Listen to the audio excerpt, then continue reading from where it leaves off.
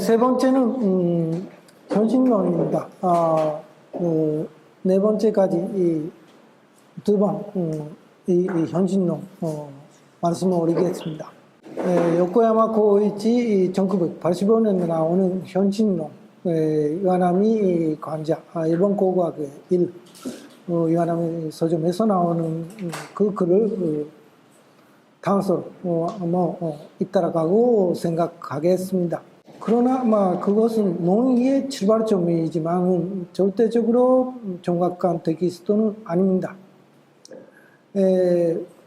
요코야마 씨는 교도대학 출신이자 규슈대학 교수라는 평행성이 조금 있습니다. 역시 있습니다. 그거 에세 논문도 역시 교도대학이나 규슈대학 관련자 등이 지치고 있는 것은 사실입니다. 그리고 게다가 이미 38년 지난 이후로 부족한 부분도 많이 있습니다. 그리고 내 자신도 다른 의견 가지고 있는 부분도 역시 적지는 않습니다만, 그렇지만은 그럼에도 불구하고 전체적으로 볼 때는 일본 고고학에서는 여전히 아직도 요코야마 현실론을 전체적으로 능가하는 그러한 현실론은 존재하지 않는다고 저는 그렇게 생각하고 있습니다. 이거 기초로 넘어가야 되지만은 그것을 진짜 전체적으로 넘어갔던 현실론은 아직 없다고 생각하고 있습니다. 스웨덴의 고고학자인 앤 오베리는 1929년의 현실론에 대해서 다음과 같이 언급하고 있습니다. 이 새로운 연구 방법은 과거의 사람, 다양한 민족과 그들의 상호관계, 민족 집단 내 생활, 영역과 이주, 그 원정 및 변화 시기의 교류, 더 나아가서 물질 문화와 정신 문화의 발달에 대해 그는 현실론은 고고학 자료에서 이야기하는 맥락을 이루어내는 방법을 우리에게 가르쳐 주었다. 그렇게 이야기하고 있습니다. 이 의미에서는 현실론은 고고학 방법론의 핵심이며 꼭 숙지해야 할 원칙적인 내용이라고 저는 생각하고 있습니다. 분류학적인 관점에서의 현실론입니다. 현실론은 가장 넓은 의미에서는 고고학 자료의 분류학이라고 할 수 있다. 그렇게 생각하고 있습니다. 분류의 문은 나눈 것이죠. 그리고 분류의 이유는 모아놓은 것을 의미합니다. 나눈 것만 아니고 모아놓은 것도 분류에 포함되어 있습니다. 고고학 자료는 나눈 것이 한때는 혼돈스럽게 존재하므로 거기서 벗어나기 위한 아주 혼란하고 있는 그러한 모습인데, 벗어나기 위한 적걸음은 분류하는 것입니다. 다양한 기준으로 여러 유형으로 나누고 모으면 혼돈 속의 질서가 형성됩니다. 이들을 분류하지 않고 기술을 하면은 유사한 기술이 반복되므로 정보를 압축하는 효과가 있습니다. 적절하게 분류한다면은 자료의 해석도 분류 단위별로 일괄적으로 해석이 가능합니다. 이어지는 연구 전체에 노력 절감에도 기여합니다. 자료 정리 전동입니다만은 목적은 아닙니다. 목적이 아니라고 저는 생각합니다. 그러니까 목적에 따라서 분류가 달라진다고 생각됩니다. 근데 그런 분류는 나라마다 여러분들도 하고 계실 겁니다. 식사하면은 보통 여러 가지 복잡한 식기들을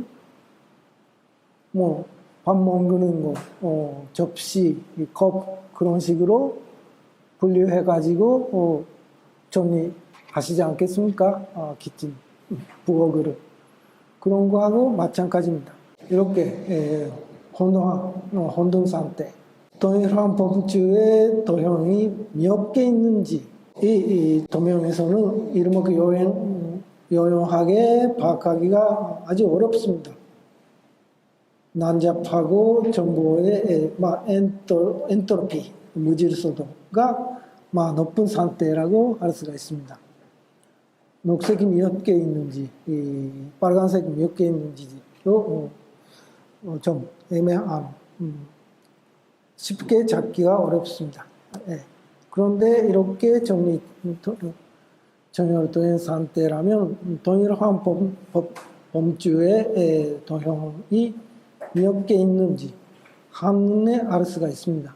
이렇게 사각형대로, 원형대로, 삼각형대로 이렇게 모아놓고 두면은 이것도 색깔도 그렇고 색깔별로 놓으면은 일목요연하게 보입니다. 정보 엔트로피가 낮은 상태라고 할 수가 있습니다. 이렇게 분류하는 것이 고각의 제1번입니다. 근데 형식, 타입, 이런 고각 자료 분류의 기본 단위라고 되어 있습니다. 더 이상 나눌 수 없는 단위를 의미하지만 분류된 자료 자체는 형식이 아닙니다.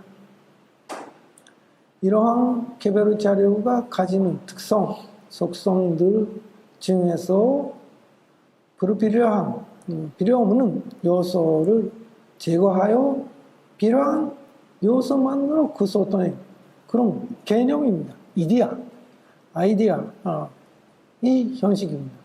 그러니까 혼자서는 어디에도 존재하지 않습니다만 분류된 자료들 사이에는 반드시 해당 요소들이 존재한다는 것이고, 그렇죠? 그런 개념은 기리샤의 이데아도 그렇습니다. 삼각형도 관념이죠. 실제 나오는 삼각형 도형 어딘가 개념하고 다르는데 그래도 삼각형 요소가 있으니까 삼각형이라고 해서 묶을 수가 있다는 것입니다. 그러나 형식을 설정하는 것으로 끝나는 것이 아닙니다. 각 형식 간의 관계를 고려하고 일정한 원칙에 따라 정리하고 배열하여 비로소 분류 체계가 완성됩니다. 이를 형식 배열이라고 하며 이 단계까지 검토해야 합니다. 형식 배열까지 만들어 가지고 하나의 형식 설정이 마칩니다. 그리고 분류 기준은 목적에 따라서 다릅니다. 연구자는 가장 적합한 분류를 채택하거나 참조합니다. 다만 그것은 역사적인 의미 있는 분류여야 합니다. 고각은 저런 한문으로서 선도하는 한문에 그게 의존하고 있습니다. 현식론, 그것은 생물 분류학에 의존하고 거기서 출발해가지고 실내 정리 작업에 많이 쓰입니다. 추이론, 그건 지질학, 지질 중의학, 거기에 많이 의거하고 야외 발굴 작업에서 많이 쓰입니다. 인공물의 문납 별청과 생물의 분납 진화가 유사하고 있다는 것입니다. 생물학을 이용하는 것은. 생물학의 유연성, 시초는 유전자이지만은 유전자가 같아서 같은 개체가 나옵니다만 고고학에서는 인간 집단의 행동, 유현성이 현식을 만들어냅니다. 이러한 유현성에는 물론 변동도 있습니다만 일정한 범위 내에 들어갑니다. 실제 연구는 고고학 자료가 생성되는 과정으로 거꾸로 따라갑니다. 분류 배열을 할 때 기본적인 좌표축은 기능, 시간, 공간입니다. 이거는 나중에도 나옵니다. 따라서 현실론에는 기능론, 추이론, 준수학, 그리고 분포론의 도움이 필요합니다. 기능에 대해서는 일반적인 기능은 간단하지만은 세분화된 기능은 복잡하여 기능론에 막힌다라는 문제도 있습니다. 시간은 집단의 행동 방식은 고정되어 있지 않으며 내부의 창의성과 외부에서 오는 영향으로 변화하고 새로운 것을 나누는 것입니다. 과거의 것과 새 것의 구분 필요하게 됩니다. 그렇다면 시간 구분은 중의론과 관련되게 됩니다. 공간은 집단의 행동 방식은 지역마다 다릅니다. 그래서 각 지역에서 생산된 것에 차이가 생깁니다. 그러니까 문포론하고도 관련됩니다. 기본적인 세계 위에 다양한 물류가 생성된다는 그렇게 될 겁니다. 그런데 한 가지 집단은 지역적 차이를 나타내는 분류로 대체 가능한다고 요코야마 씨는 하고 있는데 그렇다면은 특정 종교 단체의 분포는 어떻게 될까? 예를 들면 기독교 신자는 지역적으로 모이고 있는지 그러니까 혈연도 그렇습니다. 지역적으로 모이고 있지 않는 것 같습니다. 그런 점 좀 있습니다만은 공간은 집단은 지역적 차이도 일반적으로는 하고 있는 모양입니다. 저는 고고학 자료에 변명하기 위한 방법론 중에 하나가 현실론이라고 생각하고 있습니다. 언제, 어디서, 누가, 왜, 어떻게 사용하는지 결정하기 위해서 방법론이 필요합니다. 고고학 자료는 하고 가 아닌 것을 비교하여 처음으로 정의할 수가 있다고 생각합니다. 이거는 우리가 사용하고 있는 말도 그렇습니다. 개만 가지고서 정의하려고 해도 그거는 정의할 수가 없습니다. 고양이하고 고양이 가지고 왔고 그 양자에 비교하면서 우리는 개를 정의할 수가 있는데 그래서 두 번째, 고전적인 형식학의 원리에 들어가겠습니다. 그거는 몬테리우스의 형신론입니다. 몬테리우스는 잘 아시죠? 하마다 고사쿠가 일본에서는 번역했던 고각 연구법이 1932년 오카손에서 나왔습니다. 그 사람은 초기 절도 차량의 변화 등을 연구하여 두 가지 전제를 가지고 있었습니다. 시간적인 이해, 다나카 타쿠가 아니고 정식으로는 다나카 미가쿠입니다.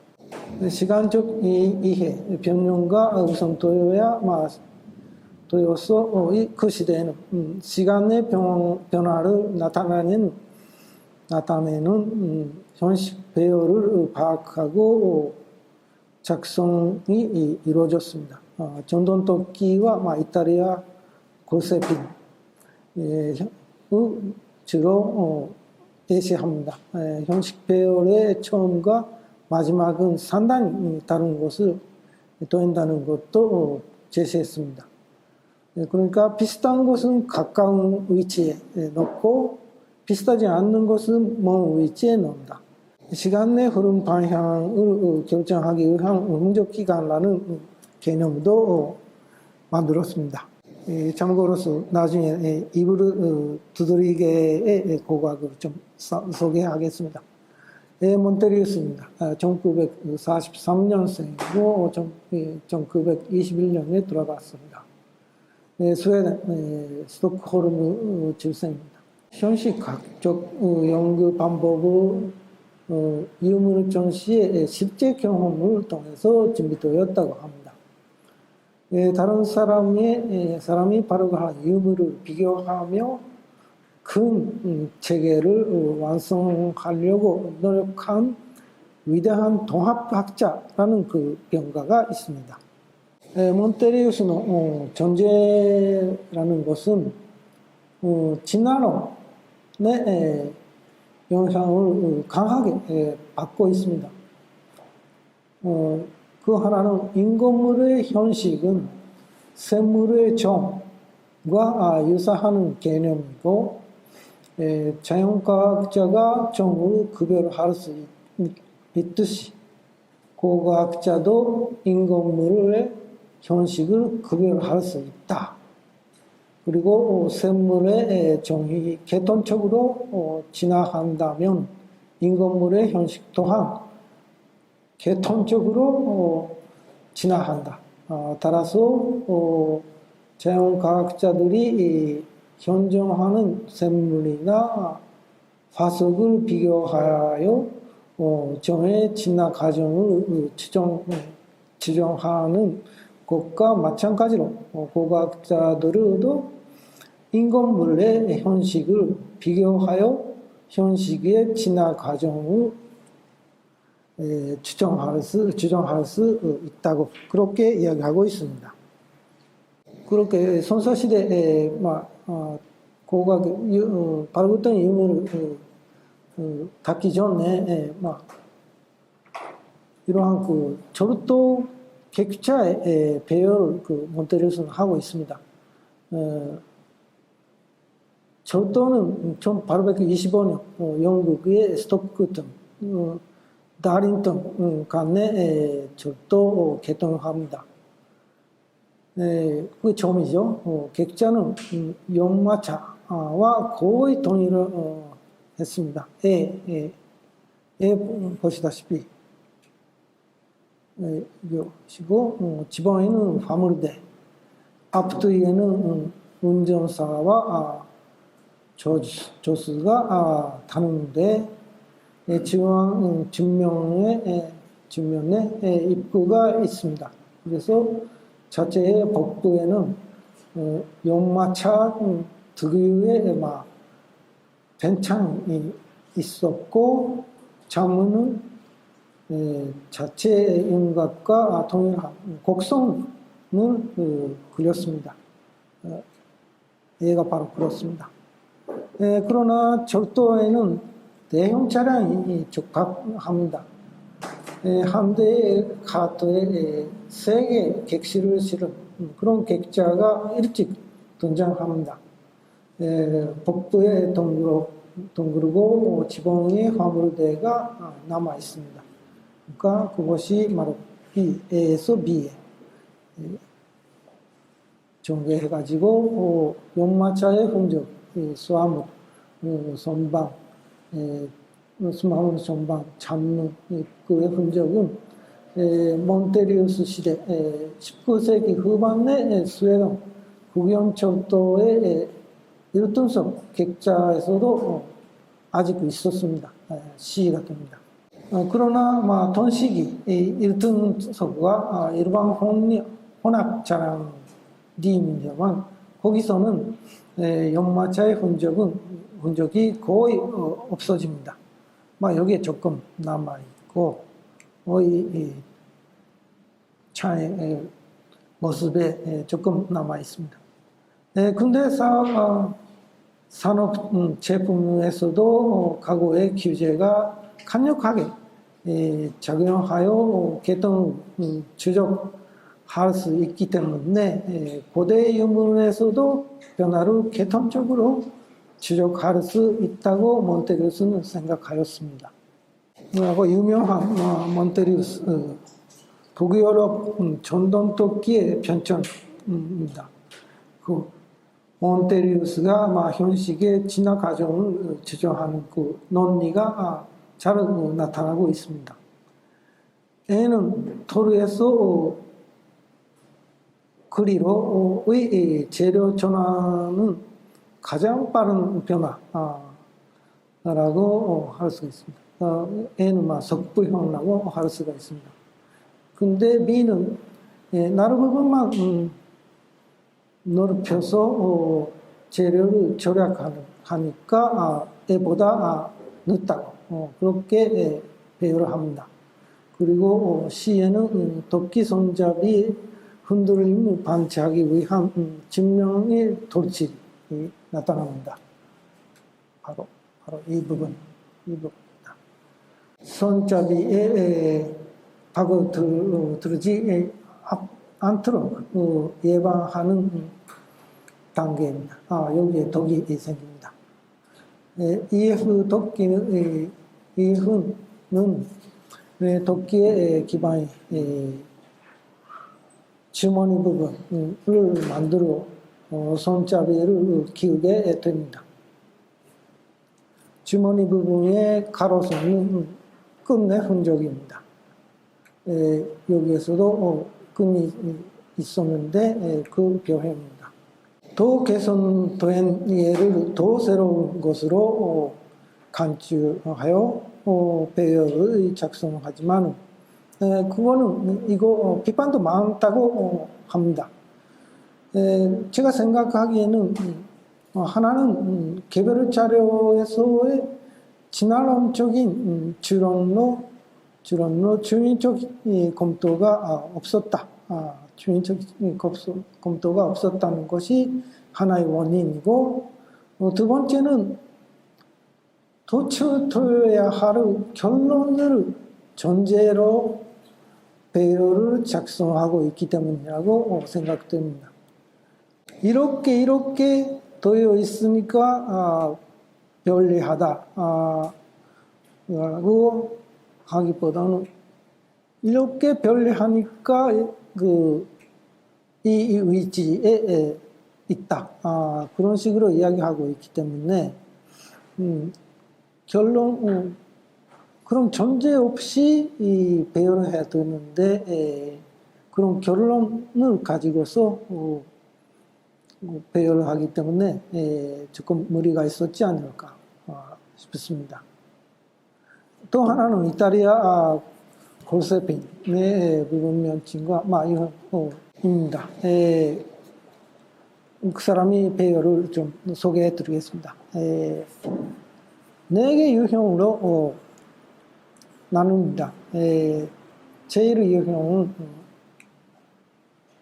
와이어를 구부려 만든 여기에 루빈가 있고 여기에 나선판이 있고 바늘 받침과 겉대 그리고 이렇게 가다가 이렇게 한번 회전해가지고 이렇게 뾰족한 부분을 받치는 그렇게 되어 있습니다. 제2유형은 나선빵 대신에 여기에 홈 모양의 바늘 받침을 사용합니다.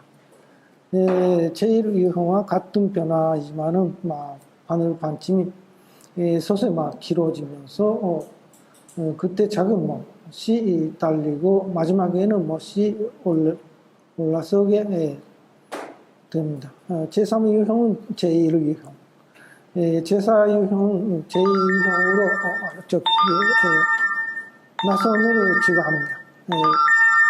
이쪽에 제3, 제4는 여기에 나선을 추가합니다. 그러니까 제1유형, 여기가 제1유형이고 이것이 제2유형. 그리고 제3유형은 그 제1유형 앞쪽에도 이런 한번 회전하는 그런 부분이 생깁니다. 그리고 제4유형은 제2유형의 그 앞쪽에 다시 이런 소음이 생깁니다. 각각의 변화는 위쪽으로부터 아래쪽으로 간다고 합니다. 근데 위의 변화에 변연표가 있고요. 그리고 이렇게 변연도를 만들 수가 있습니다. 몬테리스는 이거 만들지 않았습니다만 제가 한번 만들어 보았습니다. 이게가 제일 오래된 것이고 이렇게 간단. 그러니까 제일 먼저 있는 거하고 마지막에 모습하고는 전혀 달라집니다. 가까이 있는 거는 조금씩 변화하는데 그 변화가 직접 해가지고 이렇게 전혀 다른 모습으로 생깁니다. 또 갑니다. 비슷한 것을 가까이 두고 다른 것은 멀리 두면은 그리고 그림과 같은 연속적인 변화 순서를 추정할 수 있습니다. 그러나 변화의 이유를 설명하는 것은 어렵습니다. 또한 형식 배열은 구성할 수 있지만 변화의 방향은 불분명한 경우도 있습니다. 몬테리우스는 이 문제 해결을 위해서 흔적 기간의 개념을 도입하였습니다. 도삼은 그 기와인데 역시 이거 출발해가지고 여기까지 되는데 인접하는 형식은 다 닮았고 있습니다만 제일 먼저 하고 제일 마지막은 전혀 다르게 됩니다. 고각의 흔적 기간은 진화론에서 살아있는 유기체의 흔적 기간과 유사한 개념입니다. 고각적 자료의 특정 부분이 원래 갖고 있었던 기능이나 의미를 잃어버리고 형태만 남아있고 장식적으로 변화하며 여전히 남아있는 것을 가리킵니다. 흔적 기간이라고 합니다. 검증이 아닌 개설되어 생성에 효과적이라는 생각도 그런 소리도 있습니다만 저는 가설 생성에 사용하지 않으면 검증에 유용하다고 생각합니다. 중요한 것은 가설 형성에 사용했던 자료를 검증에 사용하지 않는 것입니다. 사용하면 안 된다는 것입니다. 그림 3에서는 하지키의 옹에 따른 그 손잡이를 처음에는 뚱뚱하고 실제 사용도 있는데 점차 경고함을 잃어버리고 기능을 상실하게 됩니다. 그림사의 백호 이 이미지는 사실적인 형태에서 점차 문양화되어서 머리와 코리 도 흔적만 남는 형태가 됩니다. 이와 같은 흔적 기관은 현대에서도 종종 볼 수가 있습니다. 입으로 두드리기입니다. 이겁니다. 이거는 플라스틱 제 입으로 두드리기인데 보십시오. 여기에 이런 문양이 있습니다. 플라스틱제인데 필요 없는데요. 왜 이게 이렇게 표현되어 있을까? 라고 하면은 그 전에 있었던 입으로 두드리기에 이런 문양들입니다. 이거에도 있고 이렇게 되어 있는데 이거는 손해하는 목재 입으로 두드리기. 그거는 필요하죠. 이거 만들기 유지하기 위해서는 이런 근이 필요합니다. 그 표현이 남아 있는 것입니다. 그렇죠? 목재 입으로 두드리기 전체의 모습입니다. 이렇게 비교하면 아실 수가 있을 겁니다. 이 부분이 바로 이렇게 남아있는 것입니다. 그리고 새로운 유형이 입으로 두드리기에도 나옵니다. 전혀 그거하고 벗어나고 열차도 그렇죠. 연마차 형태에서 벗어나고 새로운 형태를 가지게 되는 거와 마찬가지로 플라스틱이라는 새로운 소재를 가지고서 그게 맞는 형태를 이제야 만들었다. 그러니까 흔적 기간은 없애버렸습니다. 그러니까 입을 두르게 형식을 하면은 이게 먼저이고 두 번째로 가지고 전혀 다른 것이 나오게 됩니다.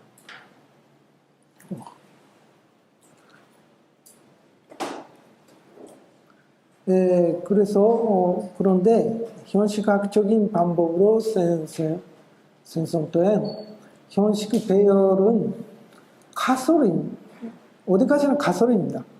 그래서 검증이 필요합니다. 어떻게 하느냐 하면은 중이론적인 방법이 하나 있습니다.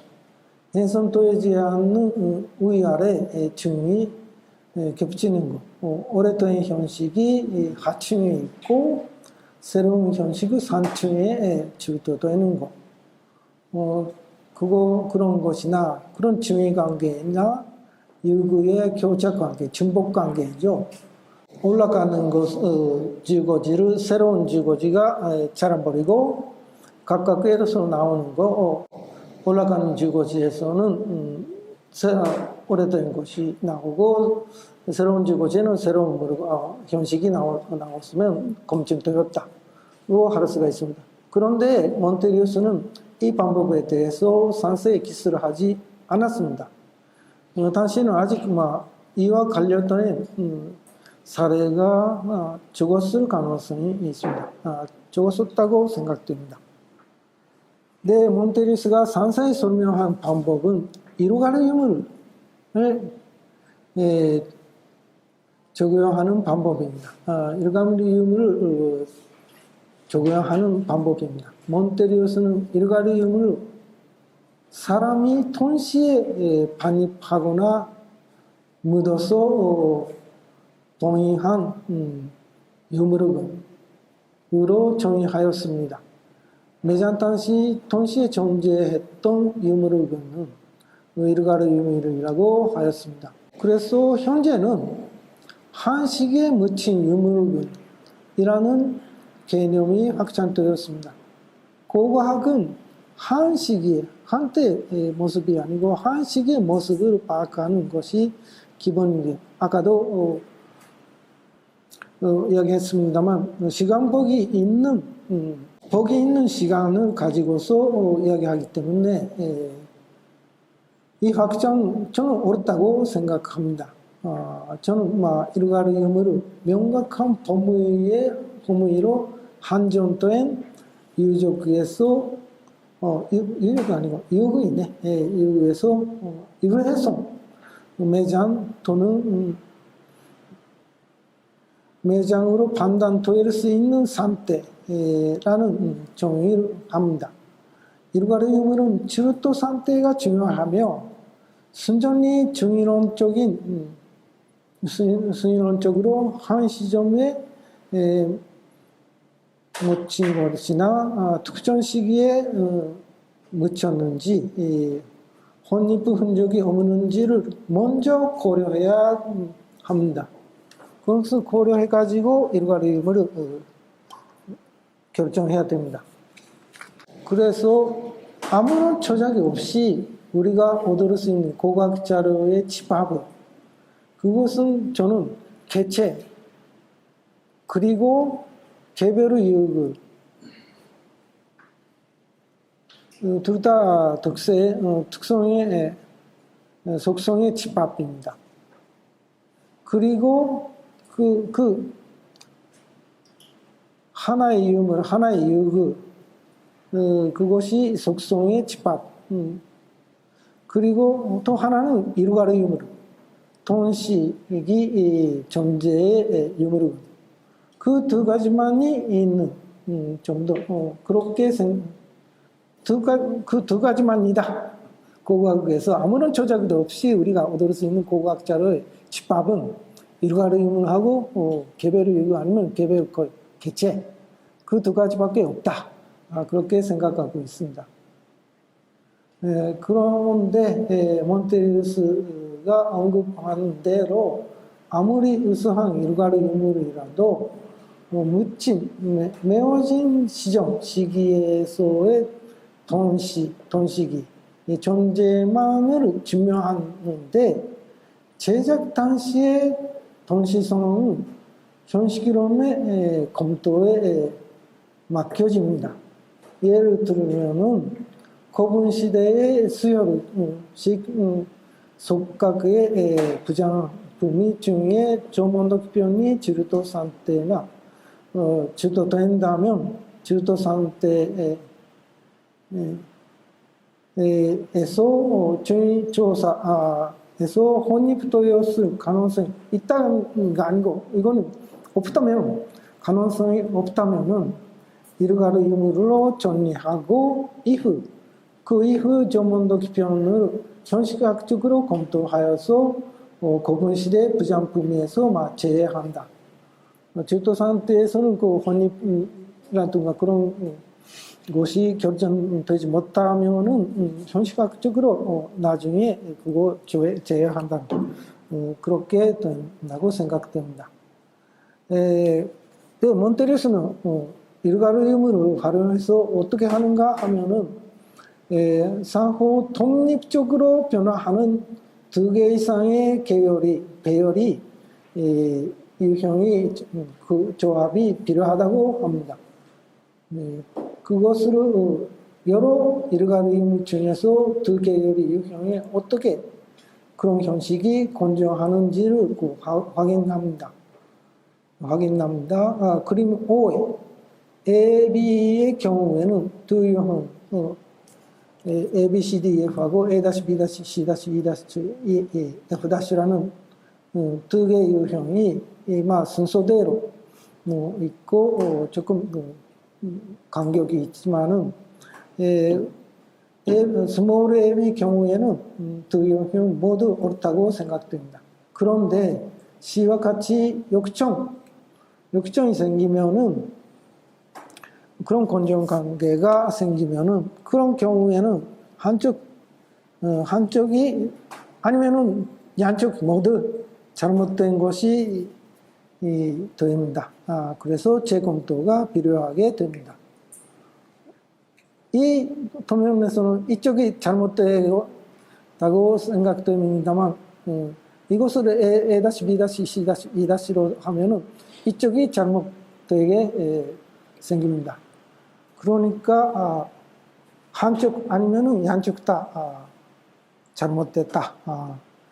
그렇게 됩니다. 다음은 산대연대와 교차연대와 역연대, 접대연대의 이야기입니다. 산대연대라는 것은 각 지역에서 세워진 현실권 간의 시간적이고 상대적인 선후관계라고 할 수가 있습니다. 한 지역에서는 시간적 현실 배열이라고 할 수가 있습니다. A씨는 B씨보다 5살 어리고 C씨보다 7살 많다와 같은 관계입니다. 그런데 역연대는 적대연대라고 할 수도 있고, 해당 현식은 소력기원 언제인가 라는 것입니다. A씨는 1990년생, 그리고 B씨는 1985년생, 그리고 C씨는 1997년생, 거의 같은 그러한 표시입니다. 그런데 역연대 확정에는 문자 자료가 필요합니다. 역연대를 확정할 수 있는 지역까지 교차연대로 각 지역의 산대연대를 연결해야 됩니다. 같은 변명, 시간 변면을 만들어야 된다는 이야기가 됩니다. 특정 지역의 변형 체계가 완성되면은 다른 지역의 변형 체계와의 연결이 필요하게 됩니다. 이를 위해서 일괄의문 중에 수입분, 반입분을 이용해야 됩니다. 이 방법은 교차연대법, 상강연대법이라고 불립니다. 다만 요코야마시의 기술은 야열시대의 유적에서 제조된 중국 고루가 같은 이라는 기술은 너무 간단해서 한쪽 방향만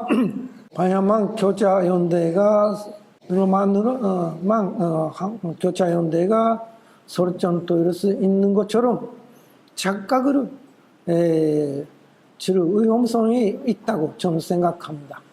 어떤 것인가 하면은 교차연대라면 A 지역의 이르기 현식의 유물이 A 지역의 이르기 현식의 유물이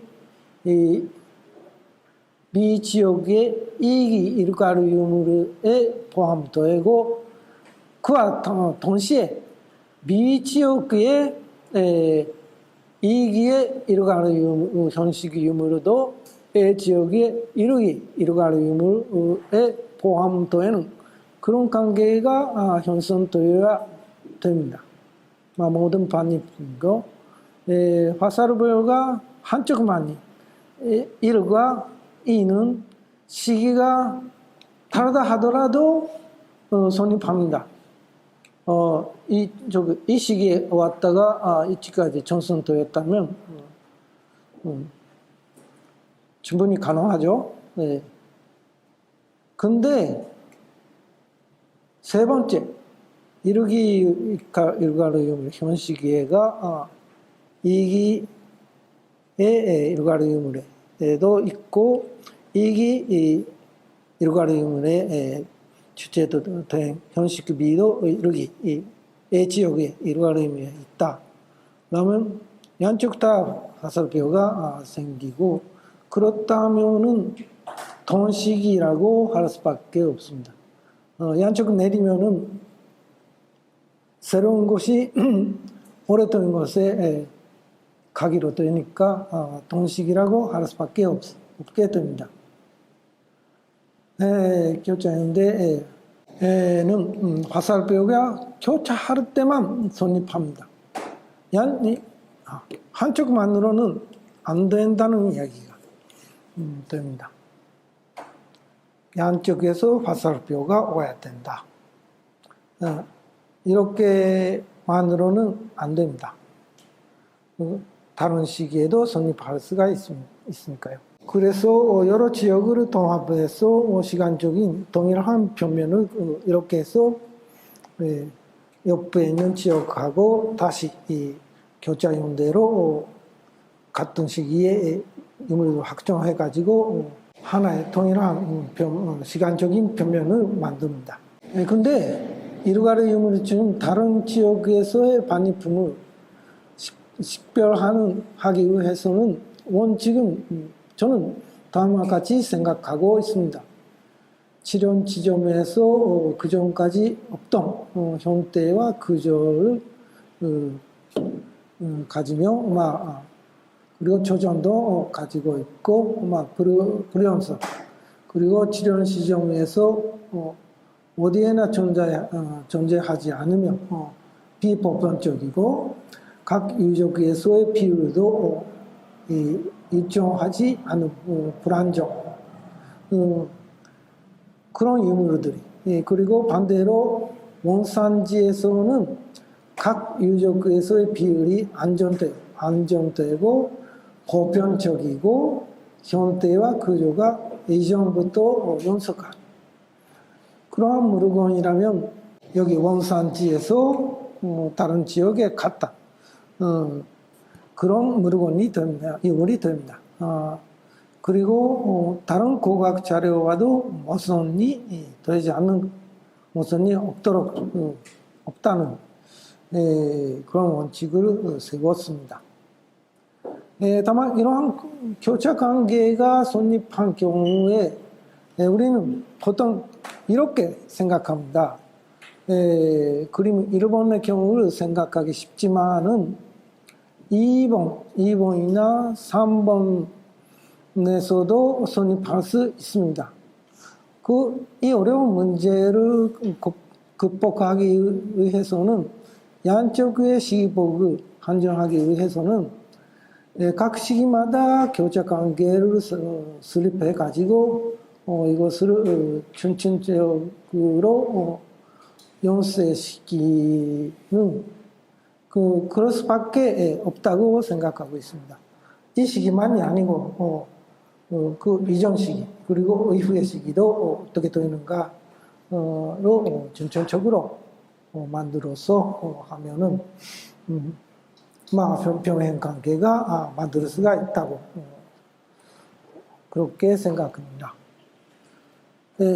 그리고 일본에서의 현실학적인 현상을 말씀을 올리겠습니다. 고각 자료를 대략적으로 분류하고 명칭을 부여하는 붙이는 것은 일본에서도 에도 시대도 이루어졌습니다. 메이지 시대 이후에는 도기, 석부, 속적, 전동, 방울 등 특정 유형의 물건을 현식 분류나 분류했습니다. 이 중에서 실질적으로 역사적인 현식 부분에 접근한 분류도 있었습니다만 반복적인 자각이 부족했으며 특히 물건의 형태 차이를 시대 차이로 보는 발상이 부족했습니다. 그것보다는 각 인종의 다름, 민족의 다름 그렇게 생각하고 있었습니다. 결국 일본에서의 현식학 및 변형학에 대한 반복적인 자각은 외국에서의 반복이로 실현되었습니다. 과학적인 발굴도 에드와드 모스의 오모리 패션 발굴에서 시작되었습니다. 그거와 마찬가지입니다. 미국 유학에서 귀국한 지질학자, 지질 고생물 학자인 마츠모토 히코시지로는 1918년 이후 미야기현 마츠시마만 주변의 배정에서 지층을 구분하여 충의를 구분하여 발굴을 지도하여 질서된 도기의 현식을 분류해서 시대적으로 순서를 매겼습니다. 그의 방법은 미국의 중의학 개척자 넬슨으로부터 배웠다고 알려져 있습니다. 마츠모토의 방법은 중의학과 현실학을 결합한 것으로 당시 일본 학계에서 혁신적이었기 때문에 야마노우치 스가오, 야다 이치로, 고노 이사무 등 젊은 학도에게 자극을 지어서 그들을 전문도기 병렬 연구로 이끌게 되었습니다. 그리고 견도대학에서는 유럽에 유학한 하마다 고삭은 몬테리우스의 현실학을 동론고고학에서 소개하고 나중에는 아까 말씀드린 몬테리우스의 방법론에 관한 저서를 번역하였습니다. 일본에서 현신론의 본격적인 시작은 1920년대에 이루어졌으며 우메하라 스에지의 전동방어, 돈답이죠. 그리고 동검, 돈모의 연구라든가 야마노우치 스가오의 조몬도기의 연구, 그건 조몬도기 현신론, 그리고 고바야시 유키오의 야요이 도기의 연구, 그거는 야요이 도기 양신론 등을 통해서 일본 내 현실학이 성장하였습니다. 현실학적인 자료 정리의 기본은 대평양 전쟁 전에 거의 반입되어 있었다고 기술되어 있습니다. 이후 일본 내 현실론은 한입된 기법을 활용하여 변연표, 분류표의 공백을 메우는 것과 동시에 분류를 더욱 상세하게 하는 방향으로 나갔습니다. 하마다 고삭, 우메하라 스에지의 야마노우치 스가오, 고바야시 유키오의 각 모습입니다. 사진입니다. 분류 연구를 진행할 때 그저는 연구 분야나 학파에 따라서 다릅니다만은 1930년대에 야요토기 연구에서 고바야시 유키오가 개발한 양신론가 장기적으로 가장 큰 영향을 가지게 되었습니다. 다만 고바야시 유키오의 양신론에는 전기 양식론하고 후기 양식론이 있습니다. 전기 양식론은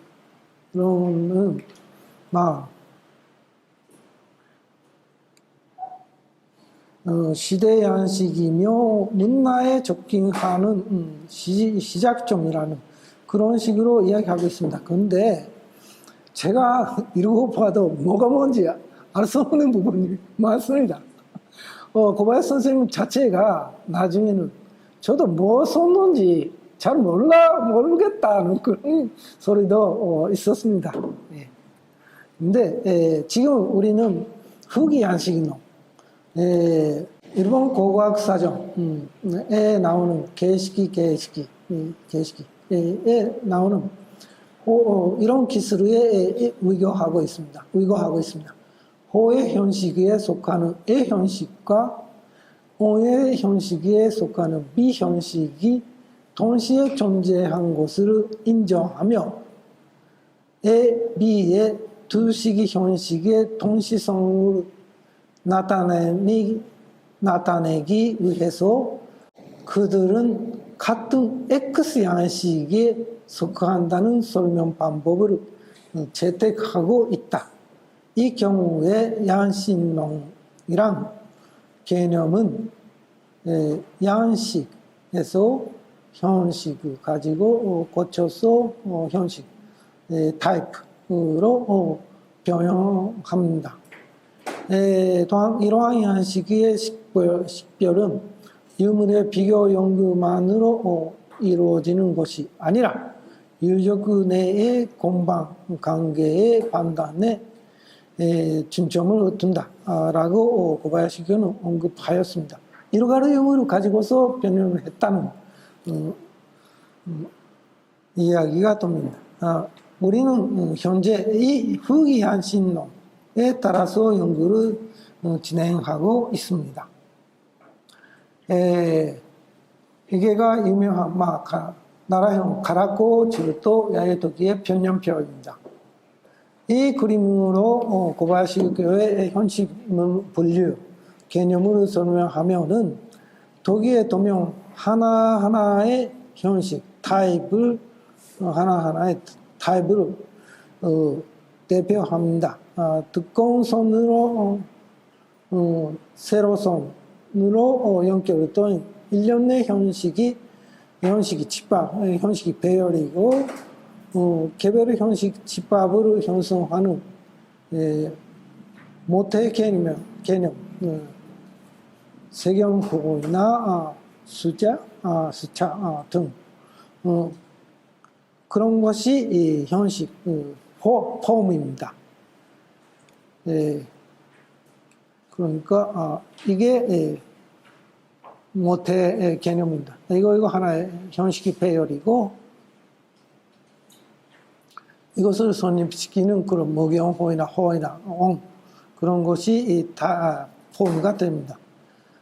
형식 집합은 두꺼운 선처럼 분기와 산호 영향도 있습니다. 그리고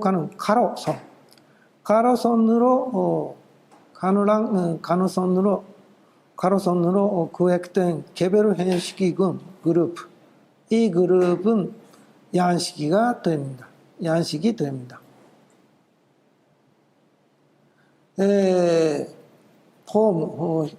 폼은 기능이나 용도에 기반한 분류 단위로 그 내용은 형식 집합 전체로 변경됩니다. 타입은 동일한 형식에 속하는 물건을 현실적 특징에 따라 세분화한 분류 타입입니다. 양식은 동일한 지역 및 시대에 수행된 일련의 형식입니다. 근데 폼하고 타입의 발음 모든 일본말을 개식기로 혼돈스러울 수 있기 때문에 폼과 타입 또는 가타시키라고 우리는 발음하고 있습니다. 한국말에서도 형식 다 같아서 혼돈스럽고 역시 타입이나 폼으로 그렇게 하는 것이 좋지 않을까 싶습니다. 야마노우치 스가오의 형식은 고바야시 유키오의 스타일에 해당합니다. 야마노우치 스가오의 형식은 마루마루식 도기라는 큰 틀을 안에 포함되어 있고 그 안에 제1위와 같은 고바야시 유키오의 타입들이 있으며 그 형식 집합을 신발, 전발과 같은 고바야시 유키오의 폼으로 나타냅니다. 나중에는 야마노우치 스가오가 고바야시 유키오 말하는 양식, 형식, 타입, 폼의 세 가지 개념이 전문도기에도 필요하다는 것을 인정했습니다만은 공개적으로는 하지 않았습니다. 글에는 안 썼습니다. 그런데 고바야시 유키오의 현신론은 점차 전문도기 연구에서도 스며들게 되었으며 현재는 고바야시 유키오의 폼에 해당하는 기종에 사용하는 것이 상식이 되었습니다. 아마 스즈키 기묘라는 사람은 1964년에 독일 형식, 독일 폼의 인정 방법으로서의 세토의 의의라는 고고학 수조브람에 수록된 논문이 있습니다. 그런 정도까지 일본 고고학의 기초적인 형식론의 기초를 이야기하였습니다.